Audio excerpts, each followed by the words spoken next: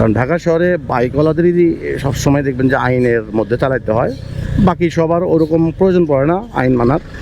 আমরা মেনে চলি, এমনি তো মেনে চলাটা উচিত সবার। বন্ধু আসতেছি দোস্ত, খাবার রেডি করো তাড়াতাড়ি। হ্যালো ভিউয়ার্স, আজকে আবারও নতুন আরেকটি ভিডিওতে আপনাদেরকে স্বাগতম। আজকে এই যে আমি এখন পলাশীর দিকে যাচ্ছি, ঢাকেশ্বরী যে সড়ক, ঢাকেশ্বরী রোড, এখান থেকে পলাশী হয়ে আমি যাব খিলক্ষেত। আমার বন্ধুর বাসায় দাওয়াত দিয়েছে, আজকে বন্ধুর বাসায় দাওয়াত খেতে যাচ্ছি খিলক্ষেত। আর কিভাবে যাব, আর এই সড়ক আপনারা যারা চেনেন না তারাও সড়কটি দেখে নিতে পারবেন। আমি পলাশী হয়ে ফুলার রোড দিয়ে একদম মগবাজার 7 রাস্তা যে ফ্লাইওভার, সেই ফ্লাইওভার দিয়ে উঠে যাব, কারণ শাহবাগে এই মুহূর্তে হয়তো কোনো অবস্ট্যাকল আছে, সেদিকে যাব না। আর নিউ মার্কেট এরিয়া দিয়েও যেতে পারতাম, কিন্তু নিউ মার্কেটের ওই এরিয়াতে সাধারণত একটু মানে জ্যাম থাকে, গরমের দিন 1-2 মিনিট জ্যামে দাঁড়ালে ঘেমে শেষ হয়ে যেতে হয়। তো আশা করি আপনাদের ভালো লাগবে। গাড়ি চলমান চলছে, আমিও যাচ্ছি। এই দেখো দেখো দেখো, এই রিক্সাগুলো, অটো রিক্সাগুলো আসলে মানে ওরা যে কী করবে আপনি বুঝতেও পারবেন না। সে নিজেও বুঝতে পারে না যে কি করবে। যাই হোক, সেটা তো আমাদেরকে এই যে মেনে চলতে হবে, দেখে শুনেই চালাতে হবে। আর একজন কি করলো সেটি দেখে তো আসলে বাইক চালানো যায় না। নিজের সচেতনতা নিজের সেফটি নিজের। এই সুন্দর যে ফুলার রোড আমার খুবই পছন্দের একটি জায়গা, মানে অসাধারণ গাছের যে লাইন আপ, মানে আমার এত ভালো লাগে এই জায়গাটা। এবং সবচেয়ে বড় কথা হচ্ছে যে এই সড়কটি কিন্তু আমার নিয়মিত যাতায়াতের জায়গা, কাজেই এত সুন্দর জায়গা দিয়ে আমি সবসময় চলাফেরা করি, আমার খুবই ভালো লাগে। আমরা এখন মূলত ঢাকা বিশ্ববিদ্যালয়ের এরিয়ার মধ্যে ঢুকে পড়েছি। এই হচ্ছে শহীদ মিনার। আমরা এই যে বাঁ দিকে চলে যাব এখন, সোজা গেলে ঢাকা মেডিকেল হসপিটাল। এই এদিকে ঢাকা মেডিকেল হসপিটাল, আর সামনেই আমরা পাবো হচ্ছে দোয়েল চত্বর। দোয়েল চত্বরের কথা আপনারা সবাই জানেন, আসলে ছোটোবেলা থেকে আমরা যখন ঢাকায় আসি নাই, আমি তখন থেকেই কিন্তু দোয়েল চত্বরের নাম আমরা জানি এবং ছবিতে দেখেছি। প্রথম দোয়েল চত্বর এরিয়াতে আমার আসা হয়েছিল আমি যখন ক্লাস 9-এ পড়ি, তখন একটা প্রোগ্রামে এসেছিলাম। এই হচ্ছে দোয়েল চত্বর, গাছের জন্য দেখা যাচ্ছে না ঠিক মতো, সুন্দর। এই বাম দিকে গেলে টিএসের দিকে যাওয়া যায়, দিক দিয়ে বাংলা একাডেমি ওদিকে আছে। আমরা এখন শিশু একাডেমির সামনে দিয়ে যাবো, পাশ দিয়ে আর কি। শিশু একাডেমি, এইটা পেছনেই শিশু একাডেমি। এখানে অনেক কিছু পাওয়া যায়, ঘরের জিনিসপত্র, মাটির জিনিসপত্র। এই হচ্ছে শিশু একাডেমির গেট, বাংলাদেশ শিশু একাডেমি। রাস্তা ফাঁকা থাকে, এটা জাতীয় ঈদগাহ মাঠ আমাদের।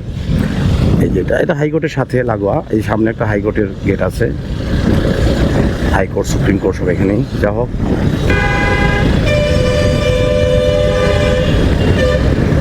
বাসগুলো কি যে পারাপারি করে না আমার। ওই যে দেখেন দেখেন দেখেন দেখেন দেখেন, একটা বাসকে মানে সামনে আটকে দেবে, সে আগে চলে যাবে আর কি। এগুলো সমস্যা ঢাকা শহরে, এগুলো মেনেই আমরা চালাই, কিছু করার নাই। বাইক চালানো আসলে বিষয়টা হচ্ছে যে অন্যের দোষ দিয়ে তো আমার লাভ হবে না।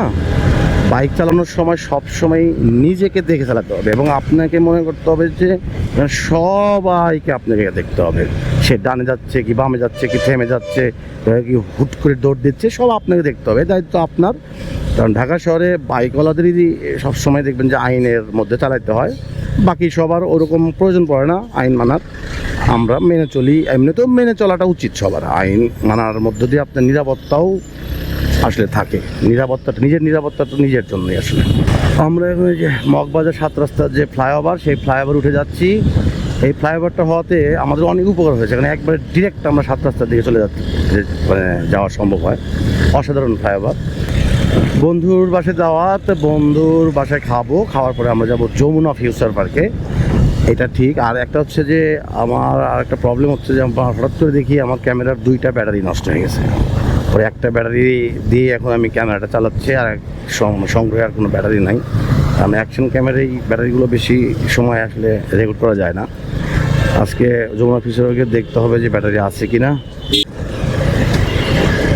এইখানে একটা ফ্লাইওভার আছে, এইখানে ফ্লাইওভার আছে বিজয় সরণের দিকে যাওয়ার। ফ্লাইওভারের সাথে আবার এলিভেটেড এক্সপ্রেসের একটা উইং দেওয়া আছে। বাহ, সিগন্যালটা পাইনি, ভালো লাগলো। প্রচুর গরম পড়ছে, রোদের পাওয়ার অনেক, আমি ঘামছি ভিতরে ভিতরে।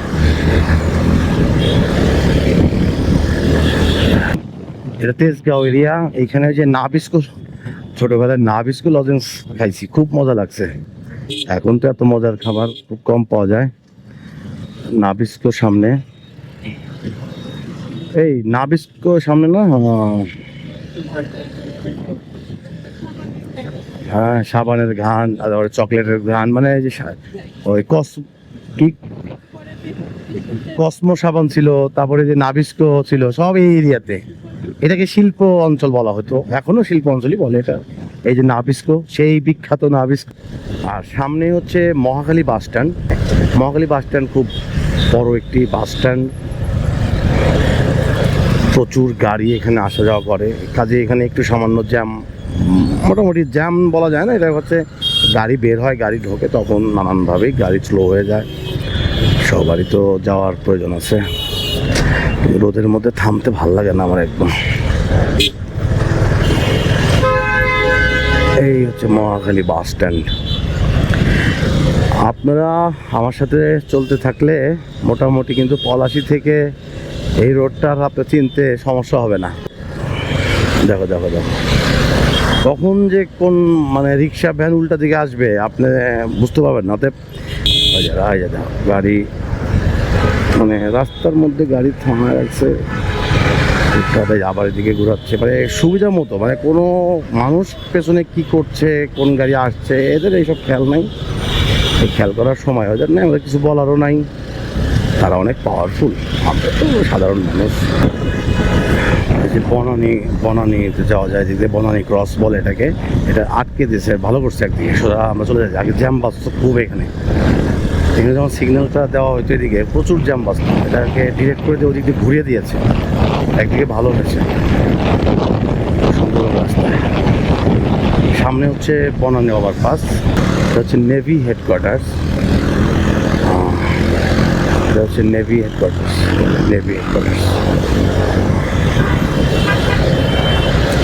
আমরা এখন নেভি হেডকোয়ার্টার্স পার হয়ে যাচ্ছি।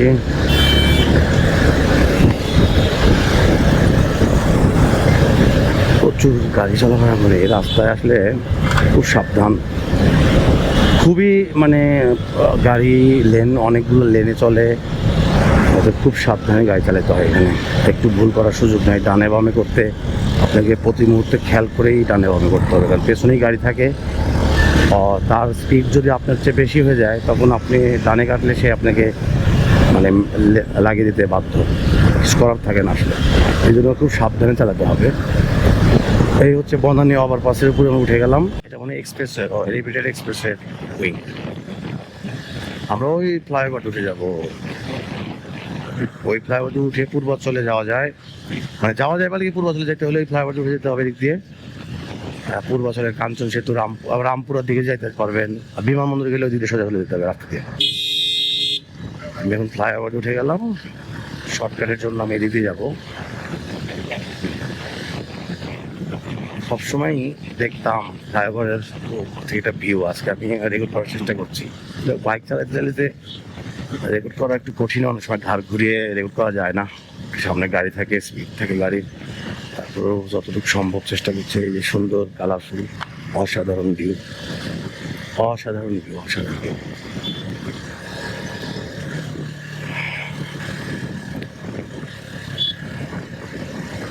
আচ্ছা, একটা কথা বলি, ফ্লাইওভার হোক আর যে কোনো সব ভালো মানে সড়কই হোক, যখনই আপনি দেখবেন বাঁক তৈরি হচ্ছে, সাবধানে স্পিডটা কমিয়ে ফেলবেন, কারণ বাঁকটার পরিমাণ মানে বাঁকের যে অবস্থা এটা কিন্তু বোঝা যায় না। দেখা গেল যে আপনার যদি অনেক বেশি স্পিড থাকে সেক্ষেত্রে কর্নারিংটা করতে পারবেন না। বিমান যাচ্ছে একটা, অসাধারণ। তো ভালো লাগলো তো বিষয়টা।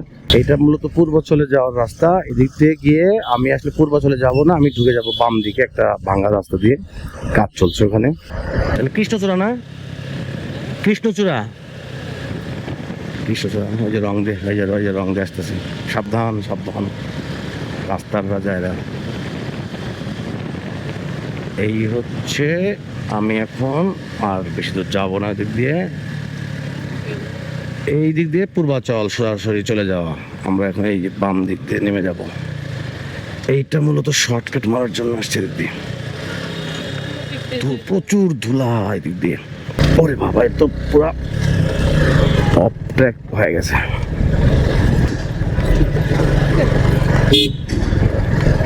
শর্টকাট পাইতে হইলে তো একটু কষ্ট করতে হবে, না হলে অনেক দূর দিয়ে ঘুরে আসতে হতো।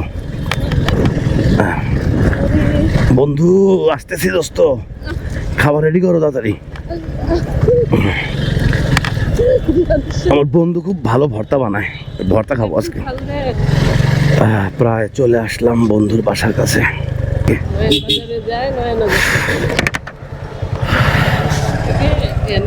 কোথায় রাখবো, রাখবো কি এইদিকে? 2 hours later. ডিসকাউন্ট দেখাই ধরে আসছে। এটা আবার ডিসকাউন্টে কেনা করবে, অবশ্যই ভালো জিনিস ডিসকাউন্টই খোঁজে মানুষ। এই যে ভাবি ডিসকাউন্টের কারণে দৌড়া চলে আসছে। এটা ডিসকাউন্ট দেখলে দৌড়ায় আসে। এই যে ডিসকাউন্ট পাইছে আর দৌড়ায় আসছে। ওটা একটা নিয়ে যাচ্ছি, কালারটা আমার পছন্দ হয়েছে না। ব্যাটারি কেনার জন্য আমি এখন উপরে যাব, দেখি ক্যামেরার ব্যাটারি কিনতে হবে আমাকে। যমুনা ফিউচার পার্কের এরিয়া একটু ঘুরে দেখি আমরা। কি যন্ত্রণায় বললাম, ব্যাটারি চার্জার সহ কিনতে হবে। আমার চার্জার আছে, আমি শুধু টাকা দিয়ে চার্জার কেন কিনবো? প্রচুর মোবাইলের দোকান বেশি, ক্যামেরা এত বড় মার্কেটে এই ব্যাটারির দোকান পাচ্ছি না, একটা অদ্ভুত ব্যাপার। অবশেষে এই দোকানে এসে ব্যাটারি দুইটা পাইলাম আর কি। থ্যাংক ইউ ভাইয়া, অনেক খুঁজছি ভাইয়া, এত বড় মার্কেটে কোথাও খুঁজে পাইলাম না। থ্যাংক ইউ ভাইয়া। যাক, ব্যাটারি পেয়ে গেছি যেহেতু সমস্যা নেই আর। আজকের মতো গুড লাক টু মি। এত বড় শপিং মলে এত দোকান, অ্যাকশন ক্যামেরার ব্যাটারি খুঁজে পাওয়া যায় না, মানে কি বলবো। আর যাও কোথাও পেলাম, সেখানে বলতেছে যে চার্জার সহ আমাকে নিতে হবে। মানে আমার চার্জার সহ নেওয়া আছে, চার্জার আছে, এখন ব্যাটারি একটা বা দুইটা নষ্ট হয়ে গেছে। আমি আবার চার্জার সহ কেন কিনবো আমি? আমার আজকের অভিযান সফল। তো যমুনা ফিউচার পার্ক থেকে আজকের মতো এখানে বিদায় নিচ্ছি। সবাই ভালো থাকবেন, সুস্থ থাকবেন।